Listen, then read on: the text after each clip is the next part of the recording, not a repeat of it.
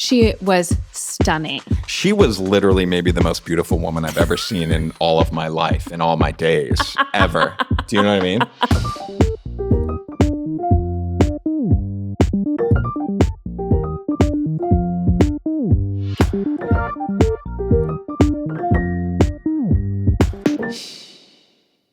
Nobody's listening, right? Hi, Andy. Hello. So excited to chat with you for an hour as though no one's listening. Yes. But first of all, is anyone listening to us? Yes. And especially after our last week complaining like too big American assholes. Now, we felt a little weird about maybe how complaining our last episode is, right? Yes, little bit. I Let me did. read this review, okay? Okay. Let me assuage you, Assuage. at least from Lindsay. And this is the first Lindsay. comment. The episode just went up this morning, and this is the first comment. So here we go. Thank you, as always, for your honesty. A few years ago, my husband and I went to Italy, and I felt like an a-hole for complaining about the several bumps we had on the trip. So I've avoided talking about any of the issues because of the fear of being ungrateful. We are lucky, but also being honest about how international travel can suck sometimes is important. Listen, I feel that complaining is one of the great joys in life. It really is. My only thought was last week, now that we have a little distance from it, I can laugh a little bit more. Yes. That we got, of all the places, I thought I got this great deal. And then the Airbnb, the air of the B&B was kebab and cigarette smoke. It's basically the vent shaft for Yes. a restaurant. However, Now we're smooth sailing. tables have turned. But thank you, Lindsay, for the review. Oh, and yes, thank it you. is the first review, so we might have a bunch more that are just ripping us to shreds after this. But Yeah. Lindsay, know that you buoyed us up for You at matter. least a moment. Yes. Andy, Yes. I have fallen in love. With me? Well, Pierre? yes. Paul? Pierre, Vincent? Jacques. Can we quickly talk about the joke that now has turned into more than a joke because the Which is man I what? sat next to. Oh, that you were fucking on the plane. Jesus Christ. So because of our flight skerfuffle, we were separated. So it was 2 and 2. You and Otis were sitting in the middle somewhere. That's one way of putting it. My daughter and I were sitting, window side. Next to Next a to each other. real lovely man. A family man who is here with his family. He works for a very big tech company. Yeah. I didn't find out like what he does there, but I think I have to imagine it's pretty cool. Yeah. He's French, Yeah. Hot. very French looking.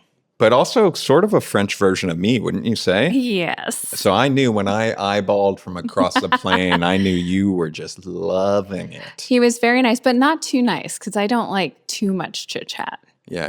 especially when I'm there with my kid.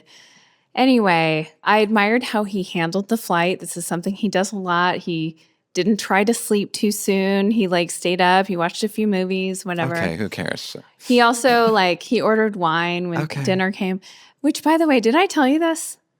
That the flight attendant shamed me for not getting wine. Oh, no. So he ordered and it comes with this little tiny bottle of red wine, very cute. Sure. And his wife, by the way, he was there with his family. Did you get eyes on her Oh yeah, she was in the beginning? yes. I saw her at the end. 2 adorable kids, just like us.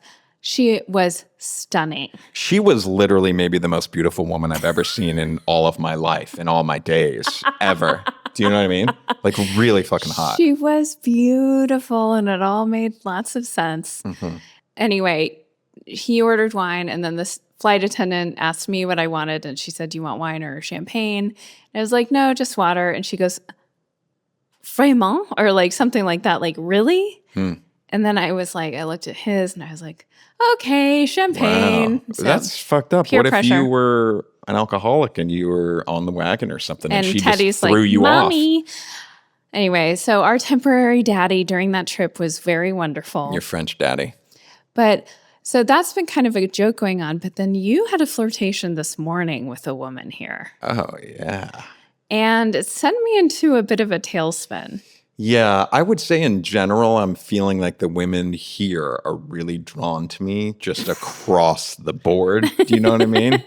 But this morning, we're taking the kids to camp. Uh-huh. and you run off because our little ferry is running a little Which, late. by the way, we get to take a ferry Every to morning. get them to camp, which is so much fun. It's adorable. So we're waiting for the ferry. You disappear.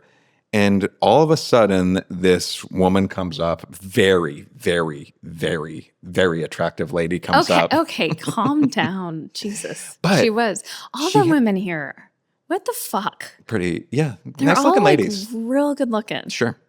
A lot of very hot men But that I'd like to have intercourse with. I bet. Left and right, up and down, round and round. So she shows up with this dog, and the kids and I are like, wait a minute. We know this dog. And this dog hangs out near where they're doing camp, and we saw it. So we're like, what the hell? And the dog just comes right over to us with a Frisbee and drops it at our feet. Which we also, so where the kids do this camp is this very cool area, which I'm sure we'll talk about at some point. Sure. This dog I had also seen dropping the Frisbee at people's feet when we were all hanging out in this area near the camp. Yeah. Even, so I'm embarrassed to say it. I went to get Starbucks. That's where I was. Yeah, the ferry was late, and we were curious what Starbucks and iced coffee would be like. Yes, Not Ice that Cubes. It was fun to see my old friend Ice Cubes again. Yeah. But I was coming back, and I spotted the dog from far away. And I was you're like, gone for 15 minutes. That's important for the story, I think. Yeah. So you're gone for a while. Then you show up, and then you meet the dog. And then I asked her, like, est-ce que vous travaillez at the place? Yep. She said yes. But she wasn't all that warm to me. Not that she was rude or anything. No. She was just fine. Yeah. And I was a little confused about how the situation I was coming into. I did feel a little bit like I was interrupting a family that was having a morning. Well, I don't even know if you felt that way, because then a half hour passes, we take the ferry, we drop the kids off, and we're walking back. And I think I made some joke about the woman. Oh, because she had a store there. Wow, this is probably going to get back to this lady somehow. And I said, I want to check out some of the stuff. And you said, I wonder if we'll get a discount. And I said, I don't think so, because she wasn't that thrilled about us. Right. And you said, whoa. I got her number. Don't worry about it. And then you're joking, and you said, you didn't even talk to her. And I said, hold on. You were gone for 15 minutes.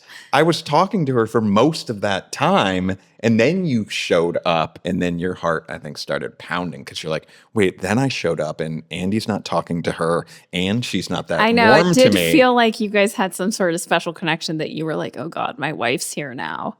Yeah. My real wife. But she was lovely. Her dog is fucking cool. So many cool dogs here. Can we get into the dogs after we push off from this? I just want you to rest assured.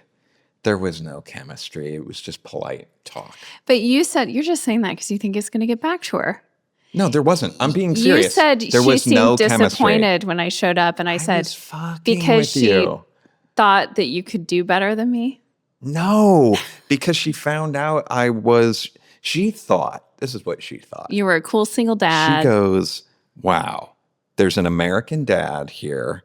And here's the other thing. When you say American here, everyone's just like kind of whatever. But when you say I think they're like, ugh. When you say Los Angeles, people's eyes light up in this way. How many times have you experienced? Three times. Really? What are the other two? Well, I shouldn't say every single time this has happened. Every time their eyes are like, oh. And two of the times they have said to me, including this woman this morning, like, it's so nice there. Where I think they have this idea from TV of what LA's like, where they don't realize that it's a crime-infested shithole. No, don't say it. I mean, listen, this is something I said to Otis. You know, because he said he was homesick, but also when I said I've fallen in love, I mean I've fallen in love with the city. I am over the moon about where we are right now, which is Bordeaux.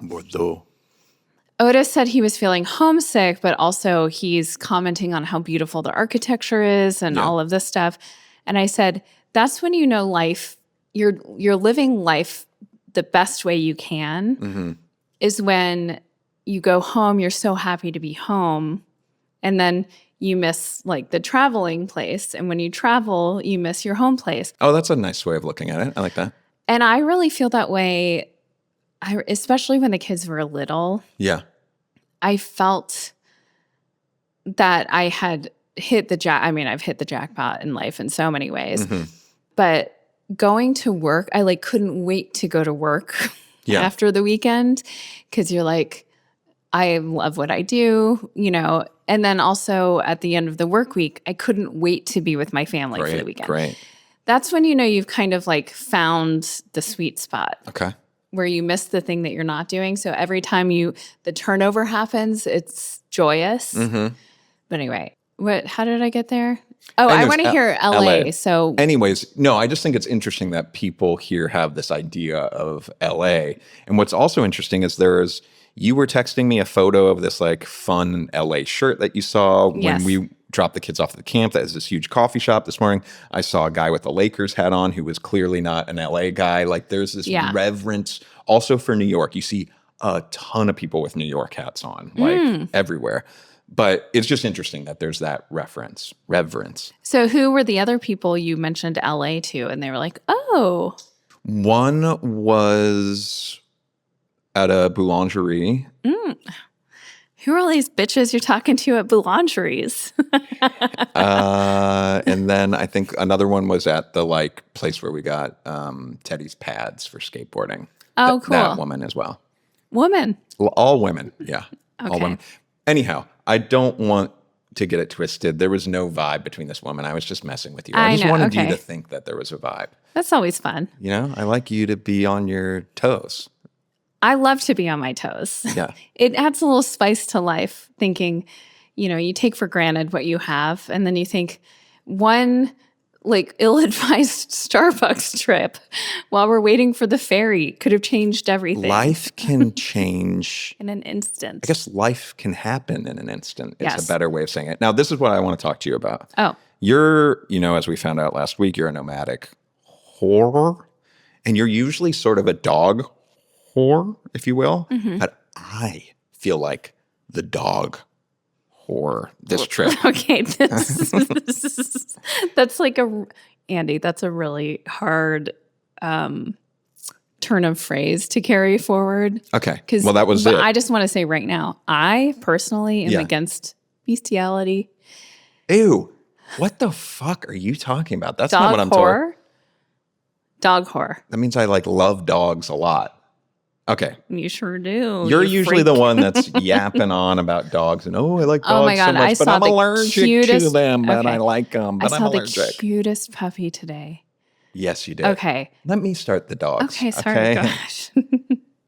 There is a reverence here for dogs that is on a level I did not know existed, and something has clicked for me about it. Mm-hmm. There's two things going on.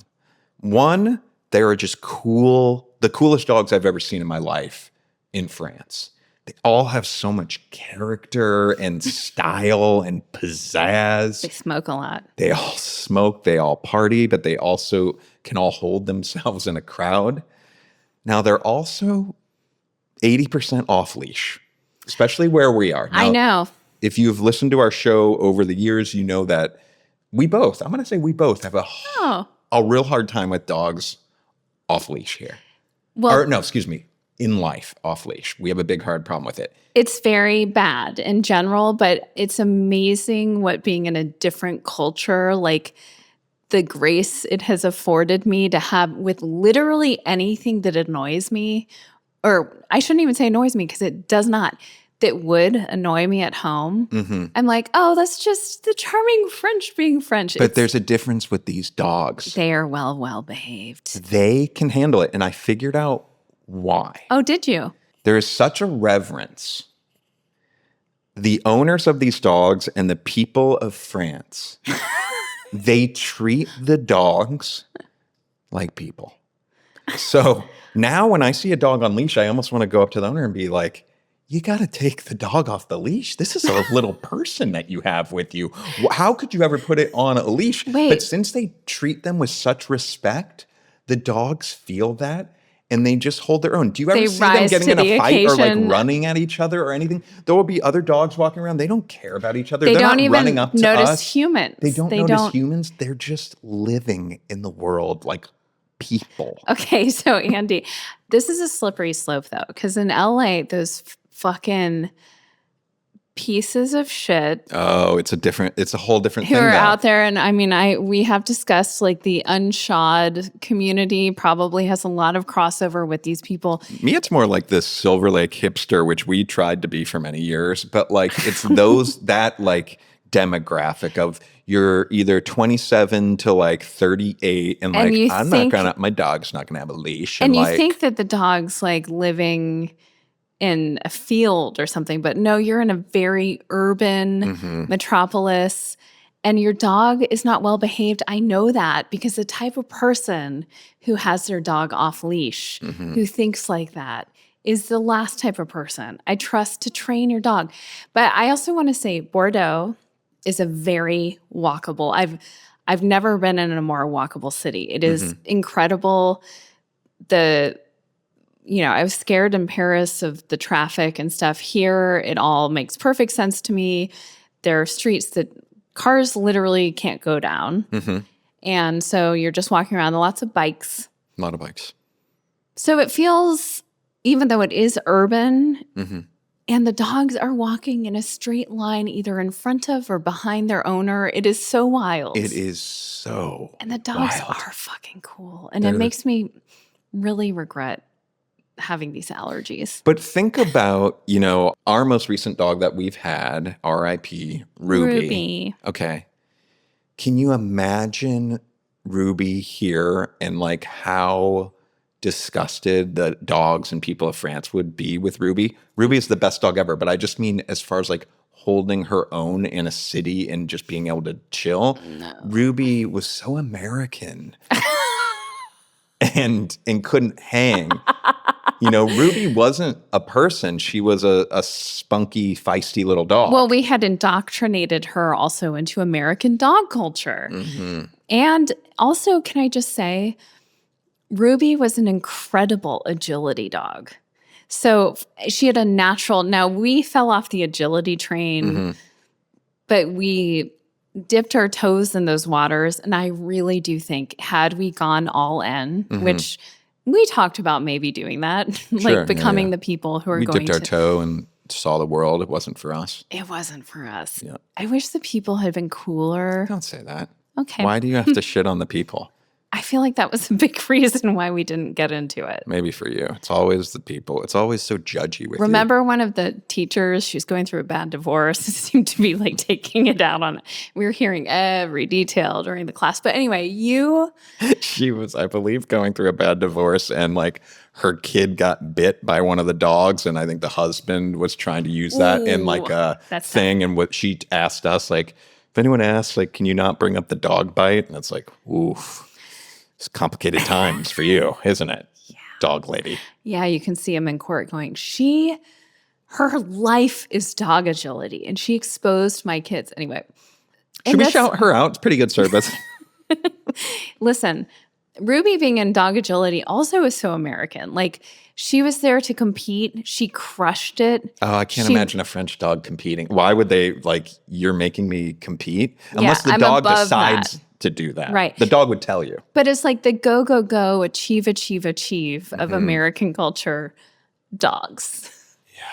So that brings me to another thing I want to talk about dogs. This isn't a France thing. Okay. This is something I've been thinking about for the past month. Golden retrievers seem like they're having a moment, a renaissance again right now. There have been a lot of them. Have you noticed it in your life? Well, we have one golden in our neighborhood who I like a lot. We do? Tanner. Who's a sweetie. But can I say something? This doesn't apply to Tanner, who is a very good boy. Good boy. They're pretty dumb. Well, here's the thing. They're just dopey dogs. No, here's the thing. One, you're wrong. Put them next to a poodle. Well, sure. But they, I think, historically were a pretty smart dog, a great family dog. They're not stupid. They're nice, but they're smart dogs. Too smart. There are a lot of service dogs that are golden retrievers. Because they're eager to please kind of dummies. They're not dummies. If I have to spend the next, how much time do we have arguing with you about the smarts of them? This is going to be painful. Just hear No, me out. listen, you're right. They're not dummies because they are very trainable. They just aren't independent thinkers. Oh my God. Okay. Here's the thing. When we were kids in middle school, high school, elementary school even, so 30 years ago, right? They were really popular, right? Oh, in yeah. the 80s, especially, I think, it was like you had to have a Well, golden you retriever. couldn't have one of those wood-paneled station wagons like Eddie Bauer edition without having a golden retriever in the back seat. What are you talking about? An Eddie Bauer station wagon with wood siding? Afraid not, friend. Wait. Are you thinking about like an Eddie Bauer Ford Explorer? No wood trim involved in that, but is that what you're thinking about? Maybe. Okay. But I do feel like both Eddie Bauer and Ralph Lauren and those wood-paneled station wagons, Sure. the ads for all of those brands featured a lot of Goldens. Yes. And so this is what happened, though. They're super, super popular in the 80s. Maybe they were in the 70s. We weren't alive then. But they're super, super popular. And I feel like they kind of peaked. And then there was this reputation of they are kind of dumb. They are getting bred too much. And like they kind of went. Inbreeding. They jumped the shark, sort of. Like it almost was like, oh, Goldens. They started being born with two tails. Maybe. Maybe. But they had a big, big rise and then a bit of a lull, right? Mm-hmm. And I feel like right now, in between those lulls, you then had the rise of the golden doodle, right? Mm-hmm. Which is a poodle mixed with a golden retriever, if you didn't know that. And now those have become so mainstream that they're sort of known for being crazy and maybe a little too much inbred, right? So enter the golden retriever again is having a moment and like it's a beautiful thing, I think. Is it? Yeah, I think so. Because especially if you can have your golden retriever and give it the respect it deserves and actually train it and not have like a dumb American golden retriever. What you want. Mm-hmm. There are golden and there are lab, like any breed you want if you need a breed, although I'm not really a breed person anymore after doing dog rescue, but they have rescues for every breed possible. Yeah. You want to get a golden. You want to adopt a golden. Would love to adopt a golden. If you're going to have a golden, if you're going to have any dog, let me just say you should adopt them. Yeah. Adopted dogs are the best pets. Now, you should adopt a golden who's lived a life. Okay? It's going to come with some street smarts that you're not getting with those puppy mill goldens. Oh, we don't want any puppy mill goldens. Well, but that's what you're talking about. It is? When did I ever say anything about that? They had a moment and that now they're having a moment, but they were getting inbred. That's okay. Breeding. Yeah. Whatever. Yeah. Okay. Anyway, are you getting to, you want a golden retriever or something? They feel like they're having a moment and they're awesome. When you meet a cool one. Yes. When you meet a crazy one that hasn't been trained, it's like, what a waste to the owners. Like what you had a golden opportunity, you had a golden opportunity and you've wasted it on this. And guess what? The dog's not happy that you wasted it either. Yeah. It wants to serve you. It wants to be trained. It does. It wants it. By the way, the best dog to put a bandeezy on is a golden retriever. A bandana. There's no better dog. Like it's born, or a bow tie. You want to have a golden, because like, okay, this morning the puppy I met was like a little blue pit mix. Tiny little pit bull puppy. I mean, probably 3 months old or something. The fucking cutest thing I've ever seen in my life. Smaller than 3 months. Oh my God. That dog, it's still going to rock a bandana. Like there's no dog that's not going to, but it's not going to look quite right. But you know how needy puppies are and all up in your shit? Yeah. This puppy didn't care about anybody because it was French. It didn't think about it. You were trying to woo it over to yourself. Come over to me. And it was having fun. It was like going on about its life. Yeah. Humans, no thank you. You're absolutely right. Yeah. That's wild. Okay. Today we had a boozy lunch. Yeah. Today was pretty glorious. Mm-hmm. We dropped kids off. We took ferry, Starbucks. You fucked that lady. Then we dropped kids off at camp, then came back. Then you and I went and had like a boozy cafe. I mean, it was kind of my dream lunch. Mm-hmm. I had pasta, Had ate steak, a spritz. fries. Oh my God. And we just people watched. And while we were people watching, we're kind of like, what is the deal with how, first of all, everyone's really well dressed, which I love seeing. I don't know how to adopt that quite yet. You sure don't. I'm kidding. I think you've been looking lovely this trip. I've been putting forth way more effort You've been looking than I great, do. though. But also, everyone is smoking. Yeah. And you said, I wonder what the lung cancer rates are. Yes. And we were talking about the overall health of French people versus American people. And obviously, you have to look at it holistically. Maybe. Because French people have access to amazing free healthcare.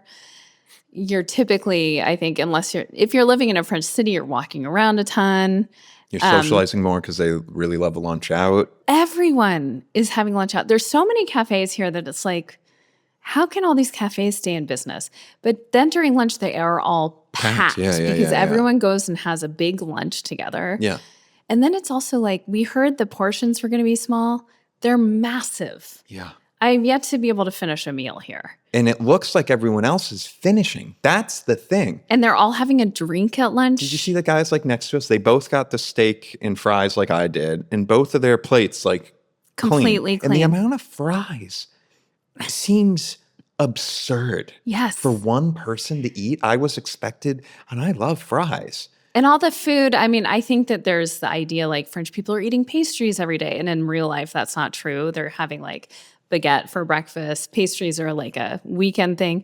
Although there are a lot of boulangeries around. And you're like, how are all these places staying in business if someone's not eating them every day? But long story short, it's a head scratcher. The thing of, well, I guess all of this is to say, who's healthier?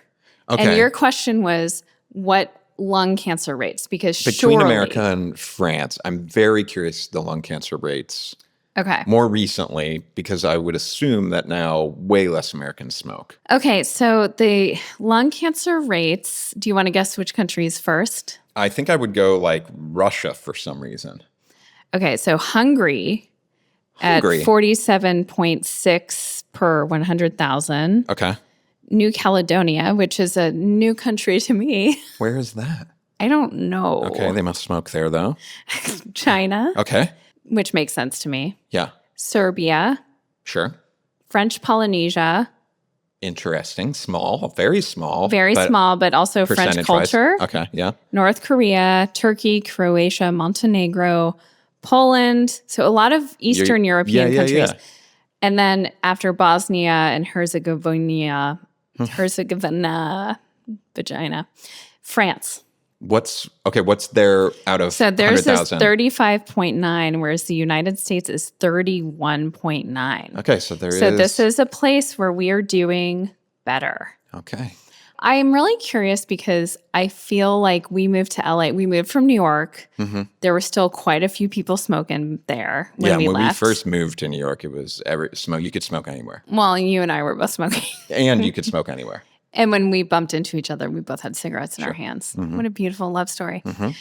Then we moved to LA, and it was like at the beginning of we're shutting down cigarettes. It's not cool anymore. And I think that took hold so quickly in LA. Mm-hmm. Like within 4 years, basically, there was nowhere. I might have been before we even got here because it happened while we were in New York. I wonder if it happened before we got to LA that they got rid of the smoking. Well, it's to the point where it's rare for us to see a person smoking. It's notable for our kids to see someone smoking a cigarette. Yeah, when they see someone smoking, it's like, whoa, that person's bad. I think that's the feeling they have because it's so rare. Yes.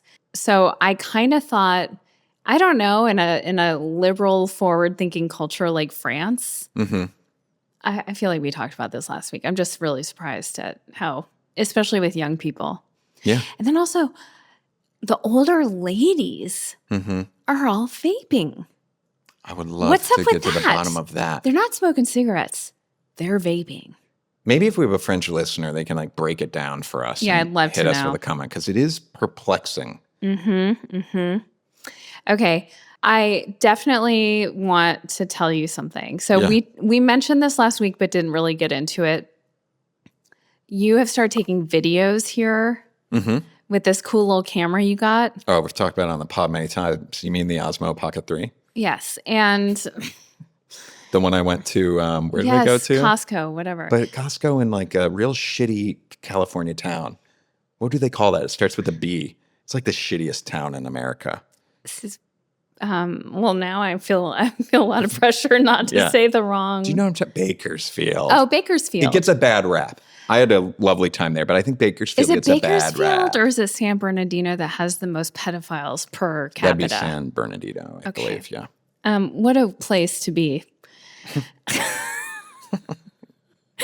Okay, so, but you've been doing these videos and then, which is amazing, and you compiled this beautiful video for a family. It's all edited. It's incredible. And it's amazing how you washed away all of my residual rage directed at you about not having photos of me with the kids and stuff like that, because there's so much more kind of meaning and emotion in these videos that you're making. Okay. And I want to make sure you're in them as well. Sure. But on top of that, you've brought something, and this is just like, it makes me so moved by you as a father. You've made these Bearsy videos. Oh, my boy Bearsy. So, but right before we left, when the car is coming from the airport, I go out to the garage and you're in the studio where all of our shit is. Yeah. Locked up for a while. We're gone because we have a tenant in the house. And you're doing the Bearsy voice by yourself in there with the door closed. And I was like, oh no, like, have I stumbled upon some dark side of yours and Bearsy's relationship? Is my best friend. Okay. In case there is like someone listening that doesn't know who Bearsy is, he is a stuffed animal bear that I've given quite a personality. An amazing personality too. I want to post, with your blessing, these videos on our Patreon so people can see. Without the, like maybe the whole string of them when it's done? Yes. Okay, so it'll be a little bit. It might be like a month. Okay, right? great. Yeah. And that's patreon.com/nobody's listening, right? You want to see some videos in a month of a stuffed animal bear. What a sales pitch. But it's so incredible. So the kids were sad to leave some of their loveys. Yeah. We only brought so much, so they had to leave loveys behind. And I didn't know what you were doing then, but now it's come to light that you were making these videos that Bearsy's sending us. So there's this ongoing joke. When we go to the cabin, when we go anywhere and we don't take Bearsy, his feelings get very hurt. He gets very sad. So we didn't even say goodbye to him.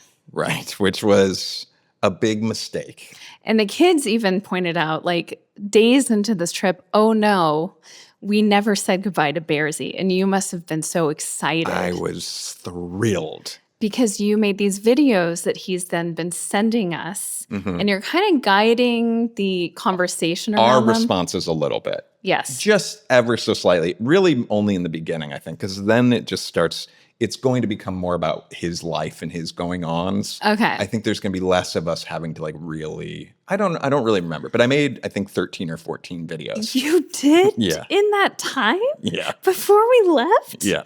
What? Yeah. Okay, this is so cute. So the first video comes and you're like, oh my God, you guys, we got a message from Bearsy. And it literally says from Bearsy. Didn't know he had a phone number. And he's like, hey guys, where are you? Wait, I think you left me in the studio. I can play that one. I have it Okay. on my iPad right now if you want to hear that one. Let's hear it. Hello? I think somebody left me in the studio. What are you guys doing? Message me back. So it's kind of pretty heartbreaking. sad. It's yeah, pretty because heartbreaking. he's alone in the studio. And he doesn't know what happened. He's And he just doesn't locked know in a that room. we're gone for 6 weeks. So we workshopped as a family how to respond to him, but you made it like we should give him a task. Like it's really important that he takes good care of the loveys. Yeah. Anyway, listen, it's so adorable. It reminds me of, and this is France themed, which is cute. Okay.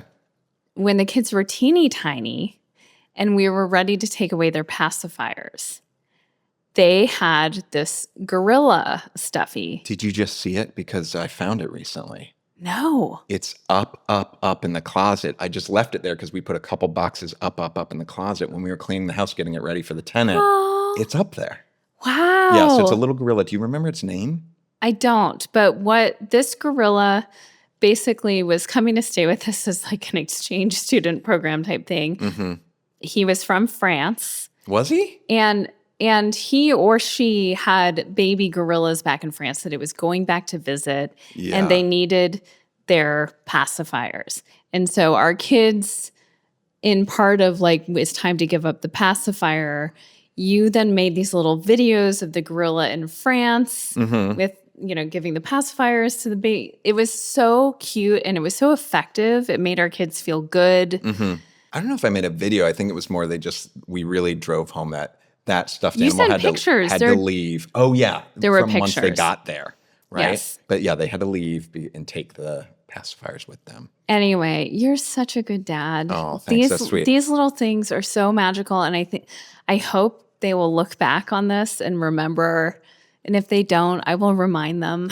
I do, and they are almost too old to buy into this at all. And I'm sure our oldest one knows. I mean, they know when Bearsy's talking, it's me because my mouth's moving, right? But he really does have a personality. But these videos, you don't see my arm or anything. Mm-hmm. And I do think there was a bit, especially with our youngest, of like, how is this happening, sort of, which is fun.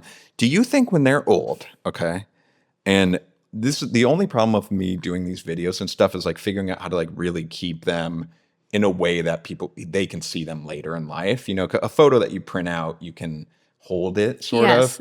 I guess that's even the problem with digital photos now is it's like, how are they passed along? Yes, sort of. yes.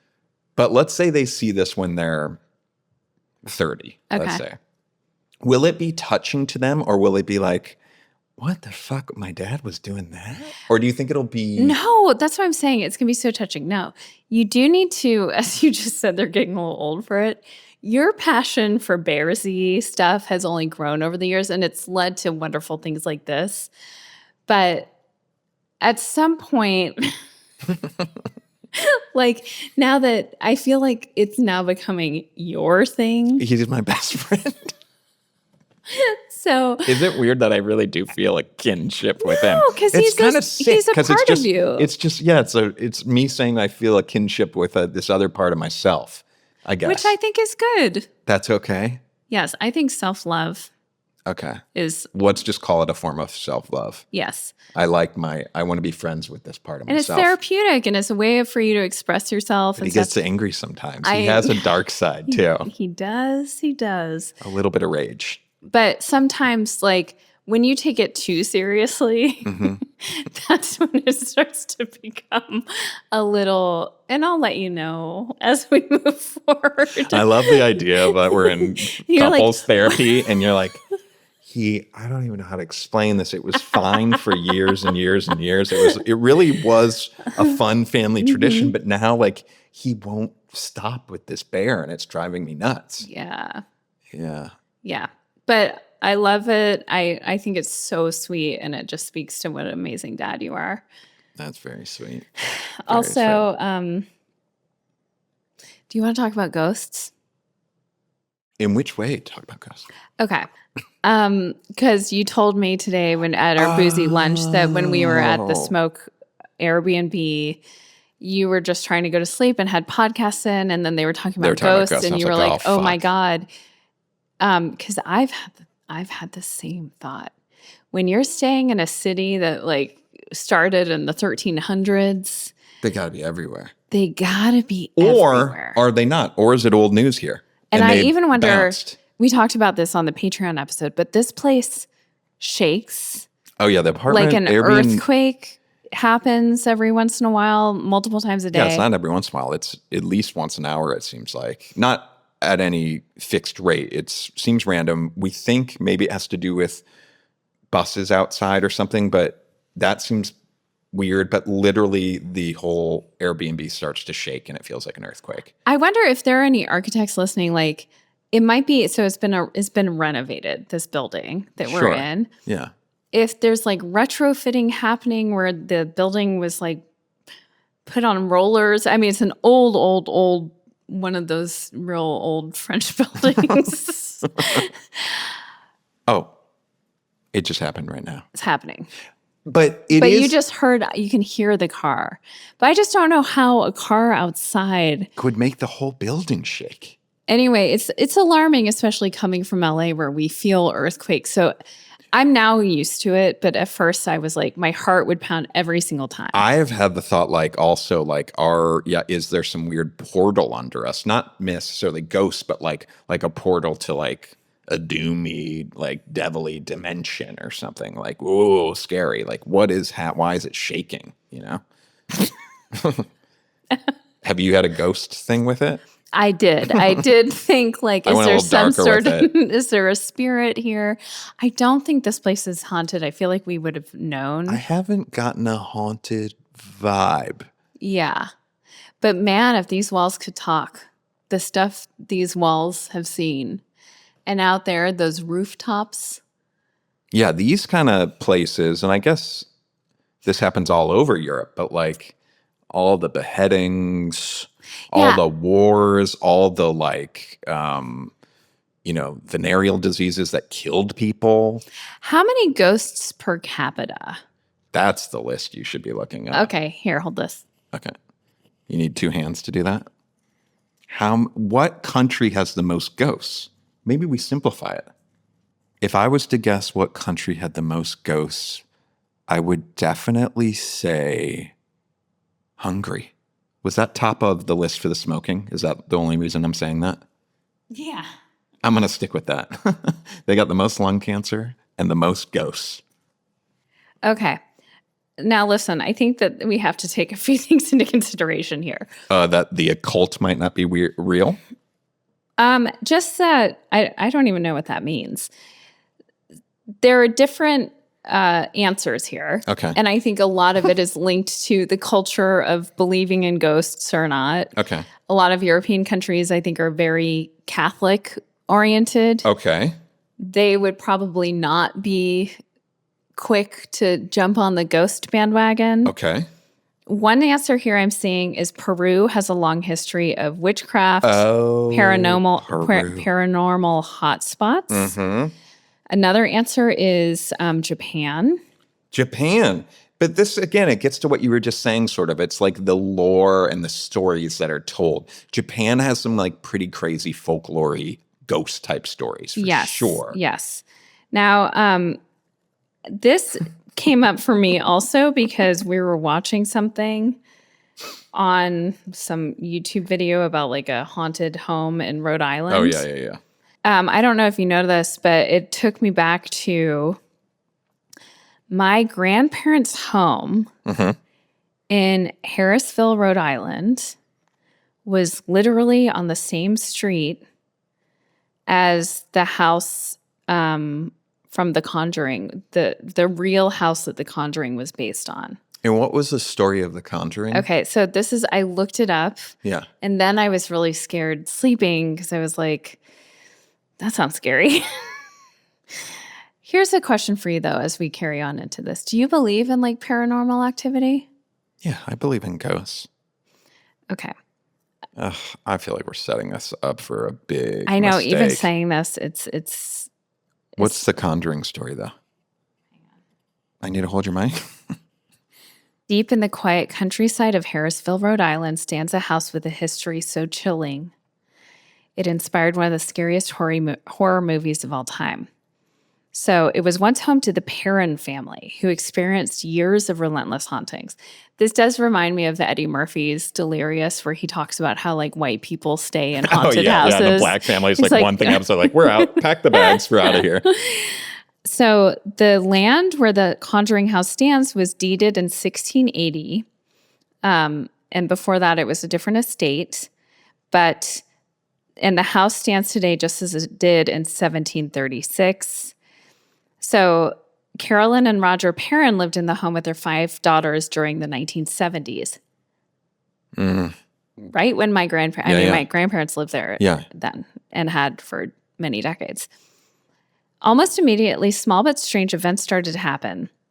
One of the first reports was that Carolyn always noticed the broom disappearing as if one of her children were hiding it, but they promised they weren't. Then she began to notice small piles of dirt in a freshly swept kitchen. Okay. Now that is sinister. Okay. I mean, for someone like me, that would really, really frost my cookies. Oh, God. Then the kids started to report seeing apparitions around the time. So Sure. it went from small dirt to apparitions. It's got to wind up more than this, though, right? They start to see shadows in corners, hear footsteps, and watch as their bedroom doors opened a bit on their own. Then the experiences began to shift. They reported their beds would shake at 5:15 good every morning. God. Okay. Roger Perrin reported a cold and stinking presence behind him anytime he entered the basement. Okay. There were also reports of smells of rotting flesh throughout the home. Gross. Then there was a woman named Bathsta, I'm not even going to say it, who would start throwing objects, slamming doors, shattering glass. Fuck you. Like, honestly, fuck you. One night, Carolyn was sitting in the living room. She felt a sharp pain in her leg, and she looked down to find blood trickling. Jesus Christ. Okay. Anyway, bad things happened, and many of these family members were either died in scary ways or It doesn't sound as scary Murdered. as I thought it would be, but I'm sure if you've seen the movie or whatnot, we're probably missing some things. yeah. I hate to be a buzzkill, but I just got a notification that we got to catch the ferry to pick up the kids. Oh, okay. So this might be like 5 minutes shorter than normal. Oh, that's too bad. But More next time. more spooky next time. No, hopefully no, not. Not us. Fuck you. Okay. Good night. Good night.